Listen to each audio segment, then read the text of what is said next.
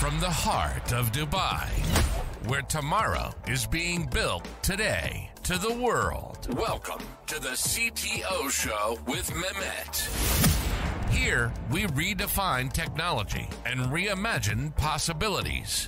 With Mehmet, delve into the riveting realms of AI, cybersecurity, and digital technology. Experience the thrilling highs and lows of startups. Immerse yourself in the spirit of entrepreneurship and witness the future of business innovation being written in real time. Now, without further ado, let's tune in and explore the future. Hello and welcome back to a new episode of the CTO Show with Mehmet. Today, I'm very pleased welcoming the CEO of Wabi, Brittany. Brittany, thank you very much for being with me on the show today.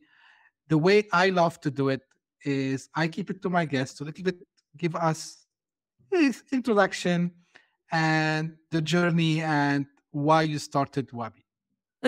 Well, the journey is still ongoing, but I appreciate you having me here today. I started Wabi, which is in the application security space, because I realized the need to bridge the gap between security and development. Not to say that I think both sides have always gotten the short end of the stick when it comes to integrating security into the software development lifecycle. Development wants the autonomy to make educated decisions like they do about every other step of the development process, and security needs the accountability that their policies were followed. So what Wabi does is we manage the application security posture by orchestrating and automating the application security lifecycle as part of the software development lifecycle. So that could be everything from queuing up testing when the developer checks in their code for a PR, to prioritizing vulnerabilities, to even gating code if it wouldn't pass the security review. And so we've been at it, as I said, the journey is always ongoing, as you certainly know. Founder journey is never ending, and we really love it. We work with large mid-market to Fortune 500 companies, and I think for me, my founder's journey personally, I've always been somebody that has looked at market opportunities and said, how do we go fix this pain, and led the teams to it. And I just got so frustrated when I heard companies talking about building taller walls and deeper moats and getting better laser beams for their sharks. And nobody was focused on the foundation where 9 out of 10 breaches come from. And that's the code. Absolutely fantastic. And, I love to hear these stories. I will ask you more about the founder's journey. But the first question, I'm always curious to know. And in this case, it's a specific domain, which is cybersecurity. Mm-hmm. And, Brittany, cybersecurity is a very broad, Yes. Market. Some people, they say it's a crowded market also as well. But you took this, I would say, courage decision, and you decided to go into cybersecurity. Was there anything specific that attracted you actually to go and find the gaps that you just mentioned and choose cybersecurity rather than, any other, like maybe hot trend or other technology field? But why cybersecurity? It's a great question. So I love cybersecurity. You're right. I call cybersecurity an alphabet soup, right? And there's always a new one coming, because as technological innovation moves forward, cybersecurity always has to be one step ahead of it, right? AI right now is a great example. There's a ton of AI cybersecurity companies coming out because we have to figure out how to defend against whatever the next innovation is. But what actually attracted me to it is I've always been in enterprise software, and I think, unfortunately, the denominators changed more than I care to admit. But when I founded Wabi, I'd been outside of cybersecurity longer than I'd been inside of it. And I found cybersecurity just to be a place where it wasn't just about how do we make sure we get the full value of the innovations that we're creating in the broader realm of technology, but also it's a place of intellectual curiosity, right? One of the reasons you point out it can be a very crowded space because there's no one right way to solve some of these problems and some of these pains. And so you have a lot of just really interesting problem solvers across all components of cybersecurity. That's what's really, driven me to be in the industry and has kept me in it for sure and made it the place where, it never occurred to me that I might found a company. And of course, it's going to be here because it's the place where I can go find a real problem and bring together a lot of great minds that are passionate about tackling it. That's good to hear, Brittany. Now, let's go a little bit, dive into what you do in the domain specific about, because as I was saying, cybersecurity is very broad. Now, what you tackle is mainly the application lifecycle, right? So software development lifecycle, SDLC. And, have you seen like now people realize that actually security is, a key component, have to put it there? Or do you see still, people are not convinced they need to have the application security in that life cycle that, you solve that problem with? So how did you see the reaction of the market of accepting? Because, usually when we talk about solutions like yours, Brittany, so we talk about DevSecOps, right? Like development security operations. So have you seen like this space matured, or do you think we're still in early stages? So I think we are, I'm going to talk out of both sides of my mouth on this. We've both hit maturity and we're still early days. That first generation of DevSecOps created what I lovingly term as the DevSecOps hairball, where as organizations were adopting DevOps, security did what it tends to do. And as you already pointed out, there's a lot of tools in the security market. And it went, oh, you've got a DevOps tool. I've got a tool to secure it. And what it did was it created too much data and not enough actionable information. So in the pursuit of DevSecOps, we ended up overwhelming both development and security organizations with just too much stuff, right? It was a human capacity issue, but also what we really needed was context to be able to apply stuff, right? Today in Boston, it's 48 degrees. That is a very warm day. But if I told you it was 48 degrees in Dubai during the day, you'd probably say, oh my God, I need to pull out my jacket, right? Apocalypse maybe. And, that's the context that we were missing in that first generation of DevSecOps. So I'd say DevSecOps has hit maturity in terms of people understanding that it is the norm of how you actually pursue software development today, the same way that we say DevOps is the norm of it, and why 80% of organizations have adopted DevOps now. But where we have the immaturity still is specifically in my domain, which has its own alphabet soup called application security posture management. And where people are still grasping with the idea is that they kind of really actually just finished their DevOps processes, and they band-aided together DevSecOps as part of it. And they're realizing that at scale, their band-aided approach to actually integrating security into DevOps is failing. And that's where they need, just like all the other development infrastructure technologies that they have, they need that application security layer as part of that stack.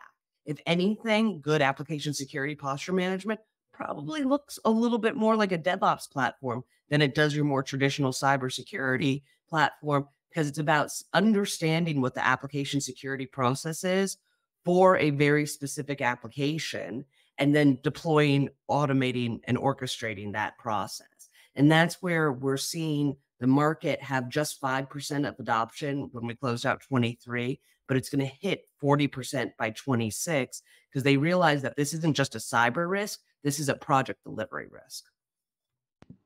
That's great to hear that from you, Brittany. Now, for the audience who might not be very much familiar with application security, so if you can just tell us about what are some of the threats. So because when we say threats in cybersecurity in general, a lot of things, right? The first thing come to mind, people, even non-technical people now, they know about it, like DDoS attacks, ransomware, and so on.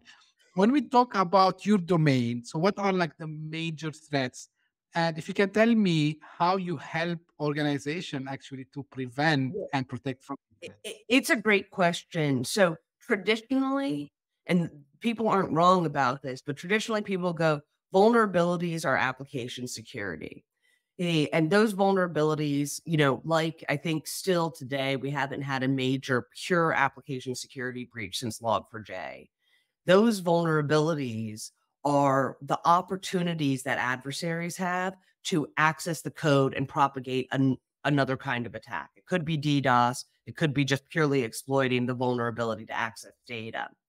But however, and I think, to your question about maturity, this is what's changed since we founded Wabi, is that people have accepted you can't fix everything. In fact, I want to say as of last year, about 40% of Log4j vulnerabilities were still out there, right? Because organizations have realized that you can really only fix about 5% of any of your vulnerabilities is within a release cycle, and about 15% are going to get fixed later. And the rest of the 80% have to be left out there to be monitored. And this is where application security looks a lot more like development, is that it's really about that process. And when we talk about the application security lifecycle and why Wabi manages that, because any security that has to be coded is application security. So if you need your firewall configured a specific way to defend against a DDoS attack, you've got to tell the developer to do that at some point in time and implement a control. And that's where I think application security has always been a little bit of a redheaded stepchild. It wasn't just about the proactive security, but it's about the process of security and making sure the right person does the right security activity at the right time. And if they don't, much similar to development, it then gets prioritized to be done later, or the risk is inherently accepted. And so application security is the realm of how you implement all of those security requirements and then proactively identify and mitigate the risks that your code poses, which could be a vulnerability that's found, or it could be a control that was or was not implemented. Absolutely. And, thank you for bringing the topic of Log4j. It was the hot thing.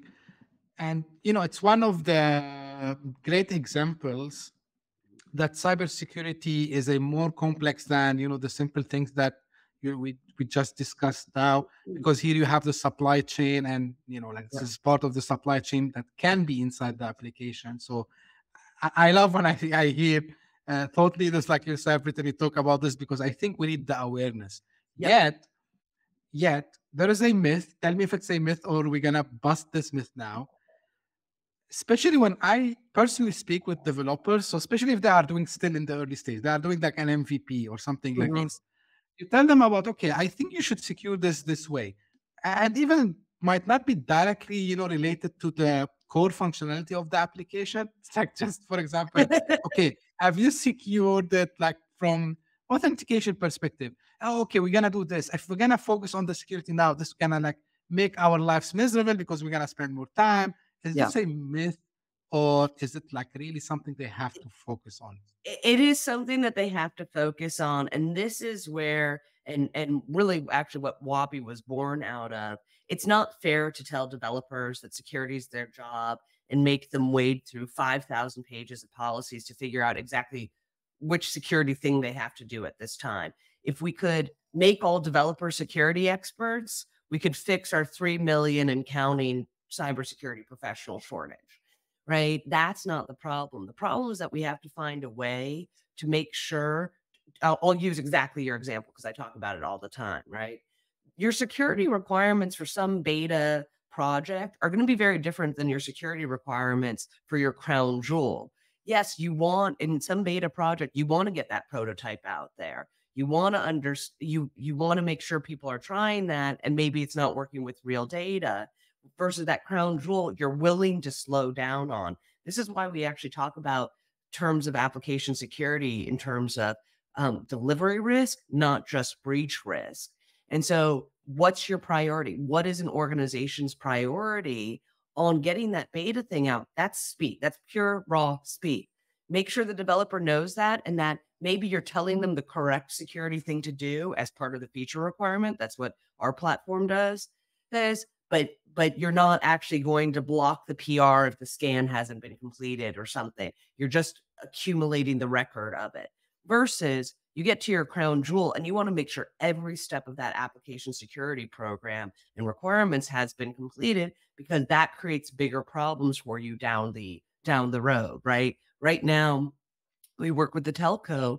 They say 9 out of 10 times they give the pass because they haven't been able to engage developers and even find out if they did the right thing. Now, this is the myth that I want to debunk here and to bust is I think people think developers don't care about security. This is when we talk about the DevSecOps maturity thing that developers actually do care about security. The problem is that they haven't been given a practical way to know what the security thing is to do. And then the other myth to debunk here is that security teams don't care about the feedback from development. They just want the security thing done. And we actually, in our last year's annual continuous security report, found that 79% of development teams report that their security teams do actually acknowledge and respond to their feedback. But the problem has been without automation, and this is where our realm of application security posture management is coming into its sweet spot. There hasn't been that automation. When you have 100 developers for every one security person, a lot of times it feels to development like exactly what you said. You've got to do it this way. Well, that's just because security hasn't been able to get back to them or even understand maybe what they're developing so that they can say, oh, I get it, right? You're dealing with a batch import. I know that it has PII, but you can't have a 15-minute timeout. Let's work together. And that's really how we're actually going to solve this problem, by creating those feedback loops between the two teams. So I think we've hit as we know as technologists, we've hit you go people, process, then tools. We've come over that people hurdle. And now we're in the world of process, and the tools will get absorbed into it. Who owns that, Brittany? Just out of curiosity, like who should be the persona that driving application security? That is a great question. I would say it is both the VP of engineering and the CTO. You see it differently in different organizations. Some has to do with where somebody came from. If a CTO was an ex-developer that became a security wonk and moved into the security side, they very much own it with a passion. But, VPs of engineering have known that this was a problem for a long time. And I hate to say this, they got away with the pass because they're so much closer to delivering on the customer promise, even if it is back-end software. So I think we have one customer that actually jointly secured budget between development and security, because they understood that this had to be jointly owned between the two to meet both of their strategic goals, as disparate as they may seem at sometimes, where security's job is to say, stop, block, I don't want anything from coming in, and development's job is how fast can we get something out? That's really cool. Now, again, out of curiosity, because, anything related to cybersecurity, as I was telling you before, I want to understand, from this perspective, how fast can these people you just mentioned, these persons you just mentioned, can realize their investment? Because in cybersecurity, Brittany, like the main thing when they go to justify, the budget, Yeah. you get what I mean, right? Well, 100%, right? You can't, this has always been the challenge in cybersecurity. Let me give you the ROI of the tools that I've invested in. And by proving the thing that didn't happen because I invested in tools and a strong strategy didn't happen, and how bad it would have been if it happened, right? They've always been asked to sort of prove ROI on this mystical thing that they did a good job of making sure never happened. And, it's one of the really cool things about application security is that because it's tied to development, you have a hard ROI on it, as well as on the cybersecurity side, right? If you optimize, so you talked about speed. good implementation of application security and ASPM, you can realize it within a week, right? Because you're tied into the development pipeline. So when you're asking somebody to do something, it's part of their existing feature or specs or part of their backlog. And you know how long those stories take, right? So you get the productivity gains on the development side. And then on the security side, one of our customers says that their team of 3 can do the work of 8 to 10. And that's because they have the immediate reduction in manual work and, quite frankly, reduction in firefighting. Some of them call it dumpster firefighting.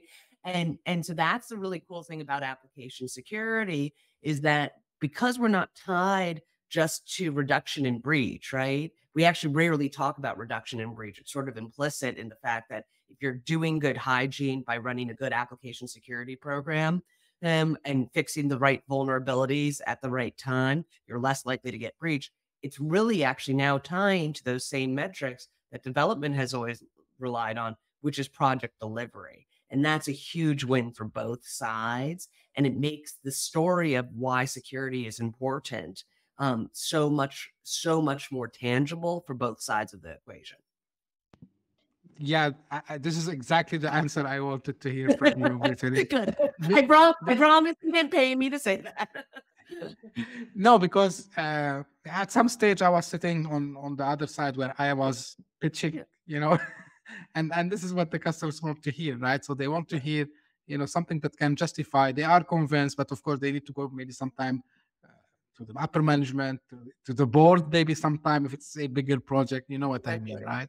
Exactly. And it helps also a more stable security strategy, right? At the end of the day, not just in application security, the CISO's job is to make sure that he has the right security strategy to match the risk profile of the organization. And risk is bigger than just cybersecurity, right? And when it becomes easier and easier to tie it back to that, then it becomes easier to justify a budget. We know, I think we're in a current environment where cybersecurity is not getting decreased budget, but they're not growing their budgets. And so how do they justify those things that they know are core? And application security really is that foundation that says, how does my company risk align with my security risk, allows for the justification of that. Now, Brittany, also something I wonder, there is a say that every company, even if they are a software company or not, they are becoming a software company somehow. Yeah. So are you seeing a increase in the need for such solutions, not only with the houses where usually they have their own development teams? Are you seeing like a surge in having in-house development within organizations? 100%. I'll give you an example. There's a retailer we work with, and you would think of them, and it's not even a retailer that you would necessarily think of as being traditionally e-commerce, right? They're more in the arts and crafts space. And so you think of that as a very tangible thing. You walk in and you pick out your markers and everything. And even they have a significant in-house development team, because for them, software is competitive advantage. And that is very much to your point that every company is a software company. You talk to Starbucks, they say, look, we're a software company. Our software just ends up spitting coffee out at the end of our code. And that is where, I think the scalability of security becomes even more important nowadays, that you may actually have some of these companies that are software companies, but not in the traditional realm of software. And they're understanding that this is about a productivity gain. And they're never going to run, the size of development teams that Amazon and Google are, but they want to get the most out of their development team because they want software is about part of delivering on their customer promise. Their customer promise is, one, that we're securing your information, but two, we're constantly delivering innovation to you, and that software is powering that innovation. So I think security, it's not just lip service, right? For a long time, you'd see certain companies in certain industries say, hey, I'll put words in their mouths. I don't want to open up Pandora's box. Don't worry, I've done checkbox compliance. I've got my PCI certification. And now that, people are getting closer and closer to the root of it, which again is the code, they're understanding the strategic benefits of good application security and the fact that it can allow them to maximize the value of the development teams they've invested in.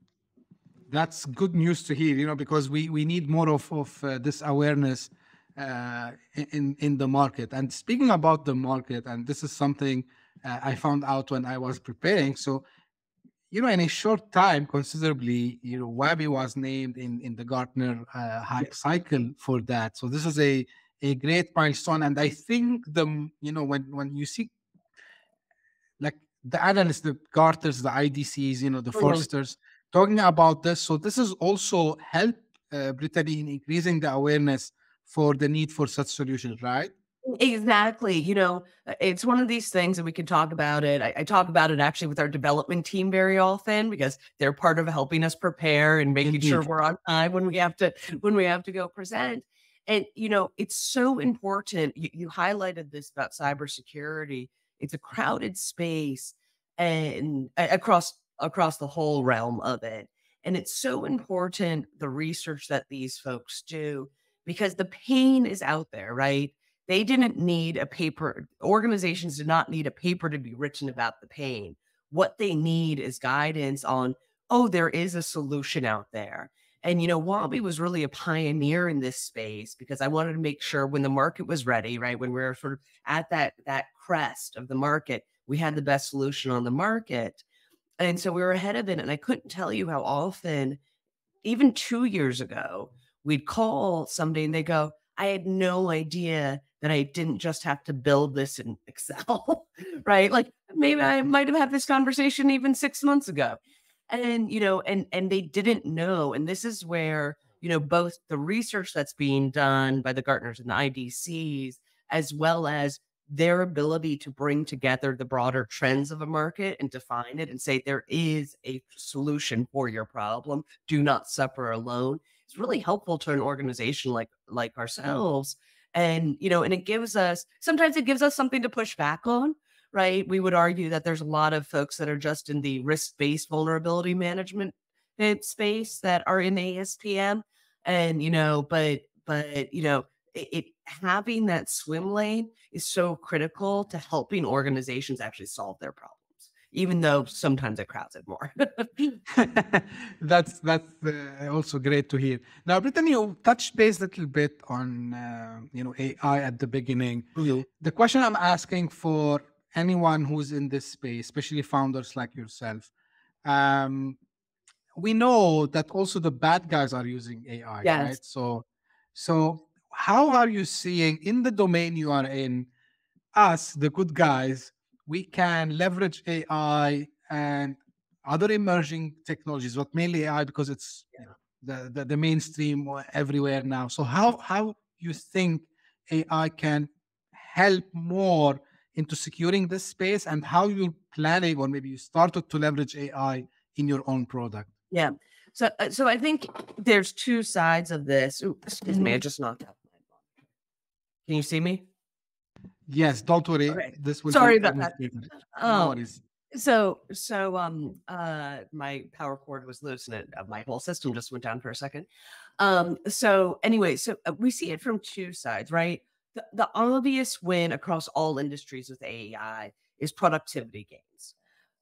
However, I think, and I have this conversation all the time, I think people are so excited about AI that they are jumping blindly headfirst into it, right? We already know AI is a little wonky.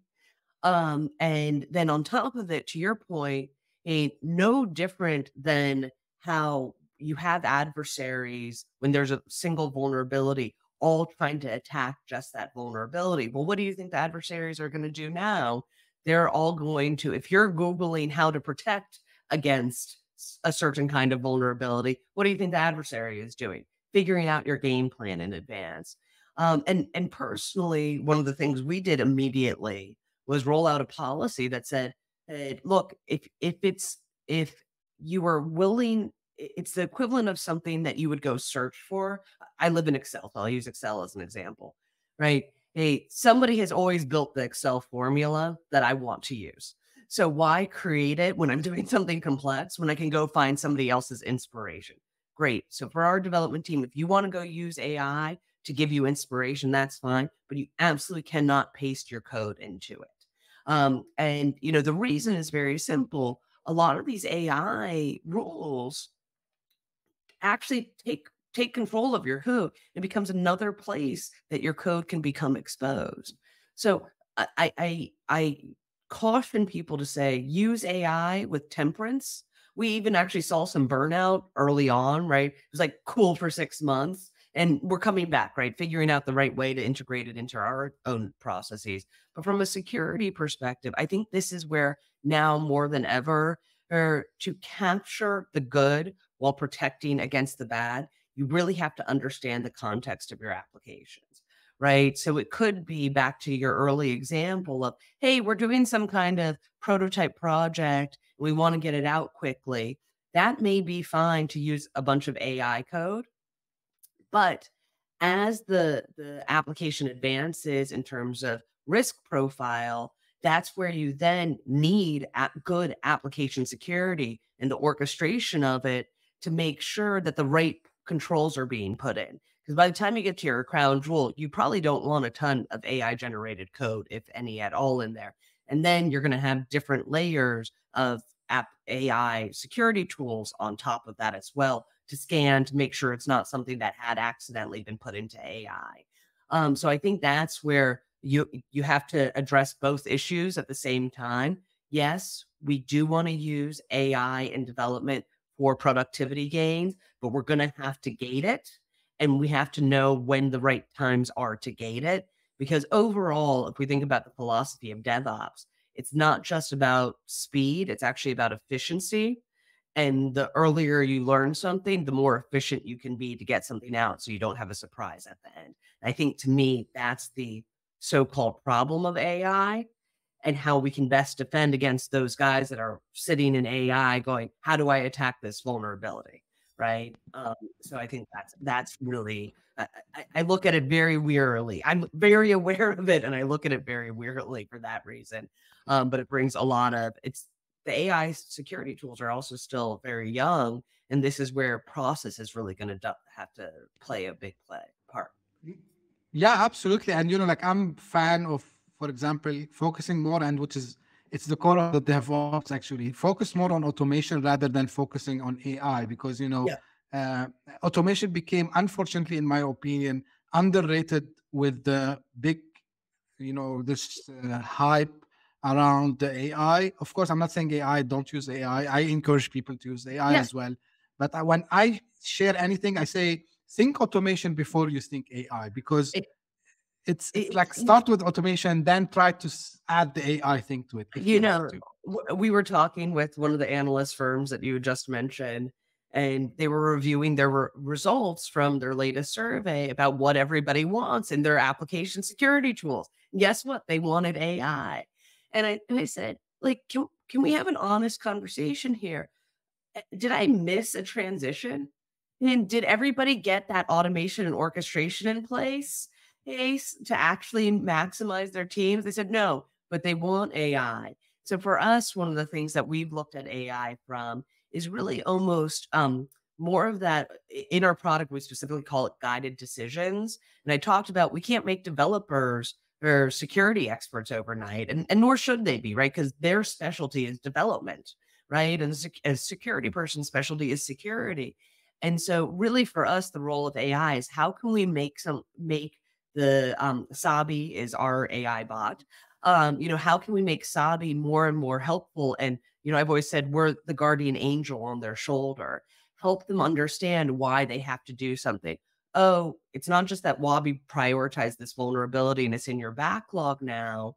It is in your backlog for this reason, that reason, and this reason, which may be different for developer A versus the developer B wants to know, oh, hey, how long do you think it's going to take me to fix this? Because I'm trying to figure out my workload and how I manage this sprint.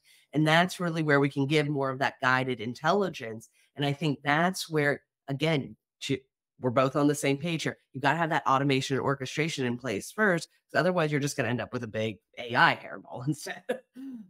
Absolutely. And, you know, this is why I tell people, okay, embrace the technology, but first try to, maybe you don't need that advanced thing to solve the problem. So it might be No, solved in right, right. any. The problems are much more fundamental. I say it all the time. There are no new problems. They're just new applications of old problems. I talked about my pre-cyber life. I was in the ERP space, and it's very much impacted, like relational databases. It has very much impacted how I look at the application security space, because to me, this was a data into actionable information issue, right? How do we bring together all this disparate data that needs to have different things done with it at different times into a single little platform that can manage it and then segment out the workloads, right? That is not a new problem, right? That is a problem as old as time, right? That's where Ford's manufacturing line came from. And I'm sure if we go back to, to caveman, people went and did the hunting and people did the cooking, right? We've always had this segmentation of labor. So focus on that first and solving that problem. And then the AI is going to be the gravy on top, right? And then whatever the next thing is. Fantastic, actually. But I'm going to leverage something to switch gear, which you mentioned. You said you were in the ERP. Now, as a founder, Brittany, and this I'm asking you because this is, I believe it's a skill, which is spotting opportunities and then try to capitalize on this. So what's your process for spotting these opportunities? And I'm asking these questions to inspire fellow, to be founders. The thing is, and I agree, it's a skill, and I've been lucky that it is my skill. I think that there's two things to look at. One, you've got to be constantly talking to the people experiencing problems. They may be customers, they may be prospects, right? My founder journey, I was working for another cybersecurity space company in a totally different cyber space. And I was talking to prospects, analysts, customers, and I was so frustrated that they were all talking about, as I said earlier, taller walls and deeper moats, and nobody was talking about the root cause. And that was sort of identifying that pain. Yet, if you talk to them, don't ever ask, do you want to buy my thing, right? That's not identifying their pain. Ask them what is on their mind. And what I kept hearing from them was that they were investing in all these tools to build up their perimeter security, but their top of mind concern was how they managed all of these vulnerabilities that were growing exponentially. In 2023, we had 26,000 new vulnerabilities alone. And they saw this as like this carbon monoxide that was just creeping up on them and was going to cause a big problem in the future. And that's really how you can start to identify a market that, before anybody gives a name to it. The second thing is that you need to look at the trends, and this is, again, where our analyst friends are very helpful, of the adjacent markets. So for us, the adjacent market wasn't actually application security. It was a little bit, but it was really actually about the completion of the DevOps realm and the transformations in that, and realizing, as I mentioned earlier, that the way that they done security as part of not even a waterfall, but just sort of a, in between DevOps world was no longer going to hold up at full scale. So for folks out there that are trying to not just take that insight that they get from talking to a lot of people that live this truth every day, but go marry that with data to say, hold on 1 second. We're starting to see a little bit in the rise of importance of application security, but what we're really seeing is a transformation in how people develop the thing that then has to get secured. And that's where I started monitoring the market and saying, hey, it's not just a good idea. You have to have a good idea at the right time. And because organizations were embarking on and starting to come into maturity in their DevOps transformations with sort of a multi-year finish trajectory, this was the right time to start the company. So we would be riding the wave with them rather than ahead of them or against them. Yeah, perfectly. It's great advice, I would say. Now, I know you talk about something which is, again, I love to hear your perspective about it, which is the importance of grit and agility. Yes. If you can shed some light, because I believe, and many people say, being an entrepreneur, being a founder is not like anyone's possibility to be, right? And Right. not anyone can be in that space. And they talk about the grit, they talk about the mindset. From your perspective, Brittany, because you've done now this and you've done it successfully. So what's your advice on that part about having the grit?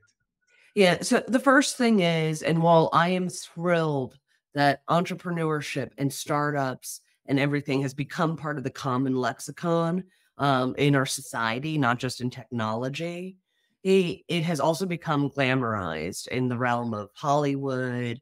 You know, everybody thinks that they can be an entrepreneur, which I believe everybody can be if they have that grit and whatnot, but it's not going to happen overnight, right? All of these overnight success stories, the one that I always like to talk about is Airbnb. People forget that they were selling cereal to keep the lights out on their dream, right? None of these are overnight success stories. In fact, I think that the average stat says it's something like 6 to 7 years before you actually really get traction, which I get, right? It takes time. You have to iterate. You have to get that feedback. The market has to sync up with where you are. Pandemics may happen. And really, you know, that grit and agility, you've got to remember that entrepreneurship, and it could also be intrapreneurship in your organization. Being an entrepreneur does not necessarily mean founding a company. It could be that you are that person inside of an organization that's brought in to create change. And it may not be massive scale change. It may be long tail change, but that's a form of entrepreneurship too. So don't think to be an entrepreneur, you have to found a company.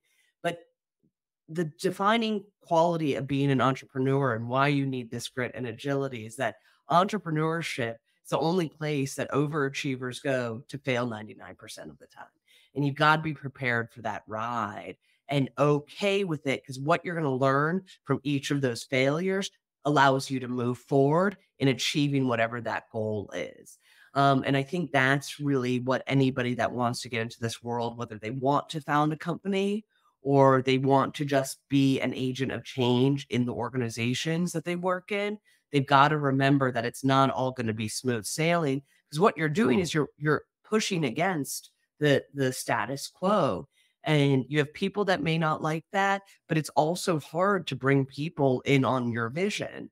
And that's to me the real challenge of entrepreneurship and the founder's journey, is that you've got to remember that you're going to have it's going to be a lot easier to focus on those failures than it is the successes. Flip side is, make sure even the small wins you focus on. I know one entrepreneur that has his daily to-do list, and one of the wins that he has, did I read the paper and eat breakfast? Because if I did that, I got a win today. And you've got to sometimes remember those little things are just as much of wins as the big customers and the product launches and the funding and everything.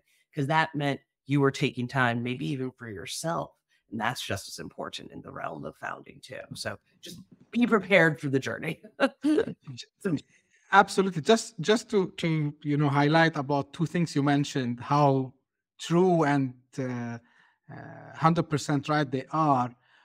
When you mentioned about the time, I would not mention the name of the company. It's very famous, but one of the very famous software companies in the infrastructure space.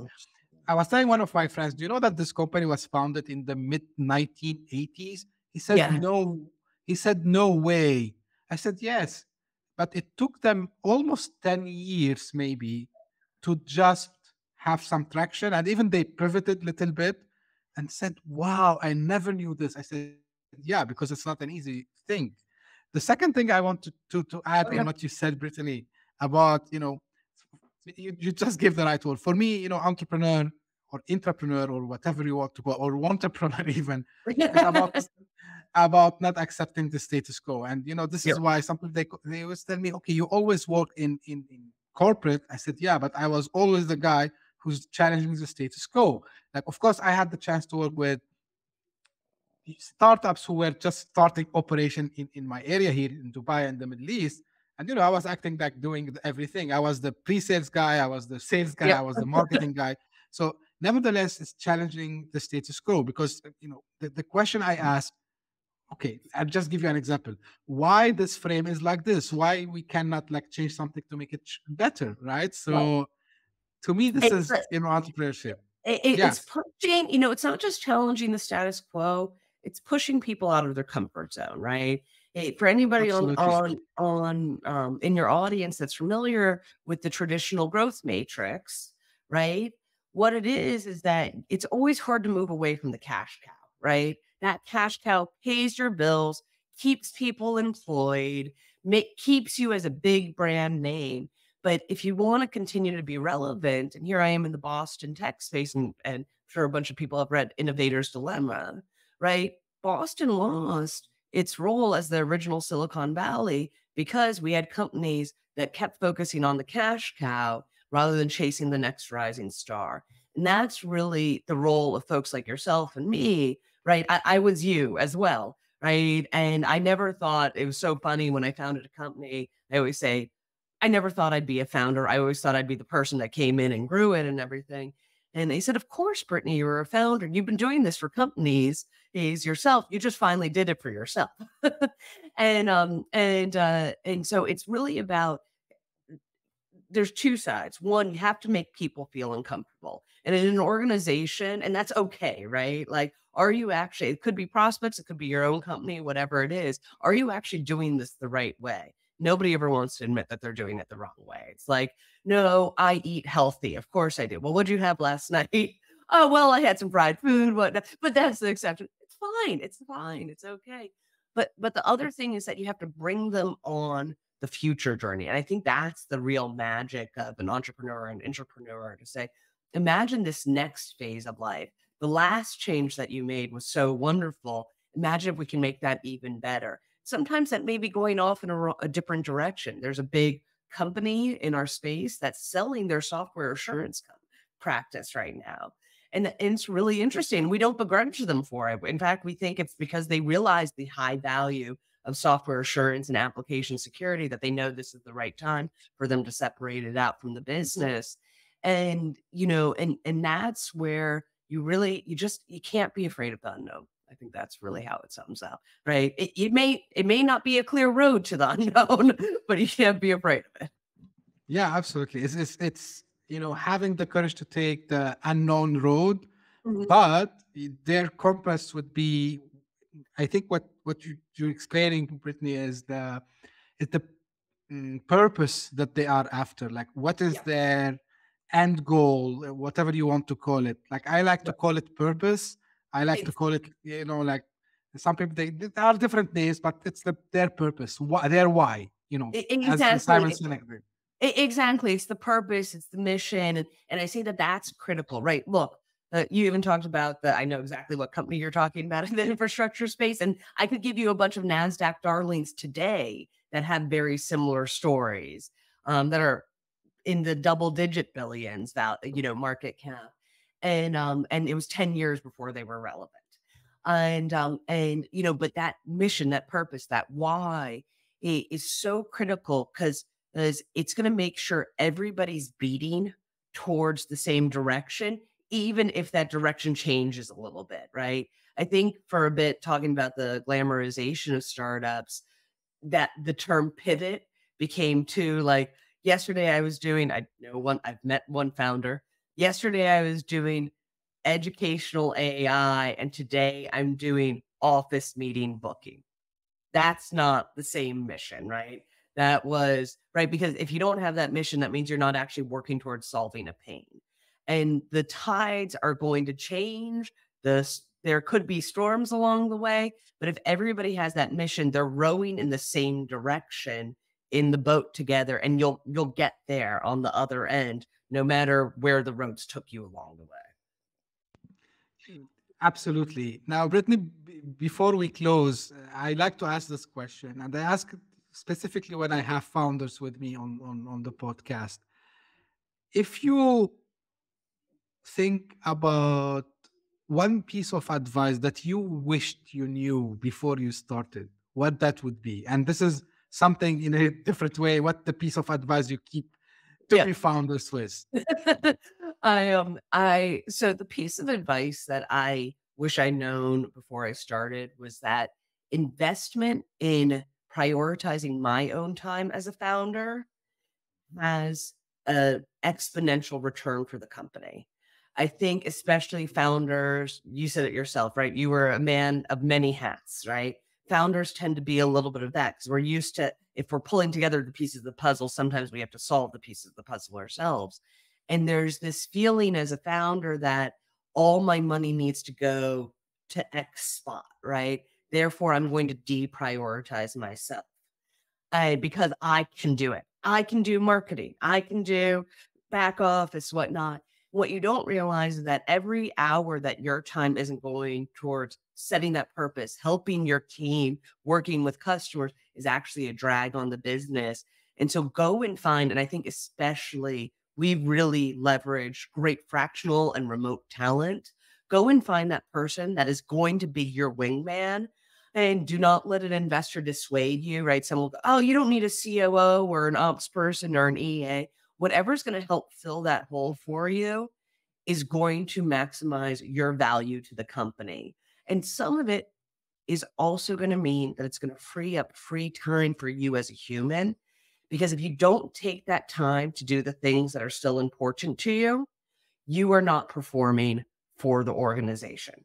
Because you are a whole person that has founded this company, and you need to still do the things that make you a whole person, because otherwise you just won't be at optimal performance. I learned that the hard way after 9 months when I crashed and burned real hard. You get sick and you lose that creativity that gets there. You need all pieces of your brain functioning, not just the work piece. Absolutely. And this is crucial because as a founder, you will be the CEO. So you are the captain of that ship, and your mission is to take the ship to the safe harbor. So absolutely. Exactly. If you hear it's I love the captain analogy. Athletes, right? I love Serena Williams because she is when she was still competing, she was actually very open about the fact that she would take a rest day. And that rest day sometimes was laying on the couch watching TV. And right. And, but you never doubted the fact that when she was training or competing, she was out there training and competing.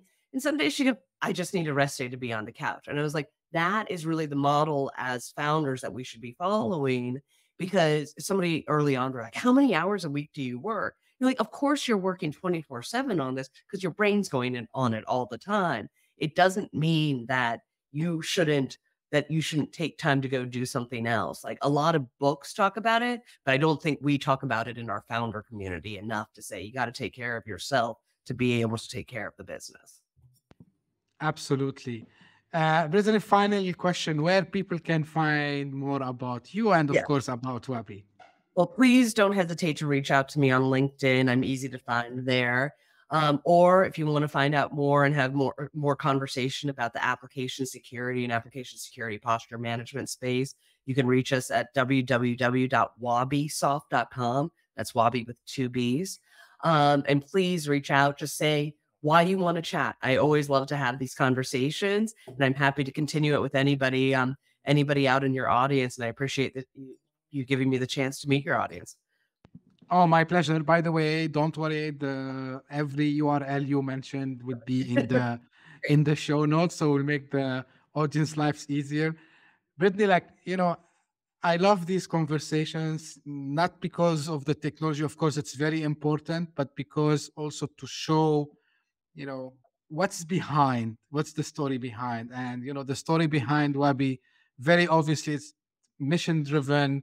It's a passion that you have. So thank you very much for sharing that.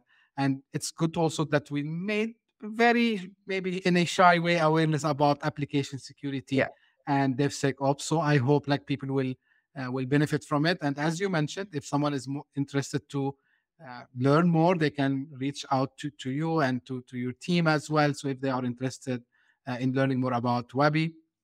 And at the end, this is how I end all my podcasts. So this is for the audience.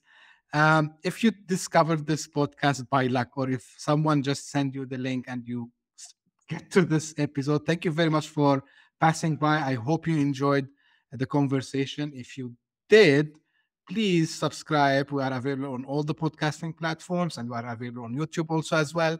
And if you are one of the loyal followers and loyal people who keep, sending me their messages, their suggestions. Thank you very much for doing so. Please keep them coming. I'm always open for suggestions and your comments. And if you are interested to be on the show as well, don't hesitate. Geography is not a problem. Time zone is not a problem. Brittany is in the US. I'm in Dubai, so we can find a common ground to do this. And thank you very much for tuning in. We will meet again very soon. Thank you. Bye-bye. Thank you. Hit that subscribe button. Share the show with your tech-savvy friends and fellow entrepreneurs. And leave us a review on your favorite podcast app. Your support means the world to us.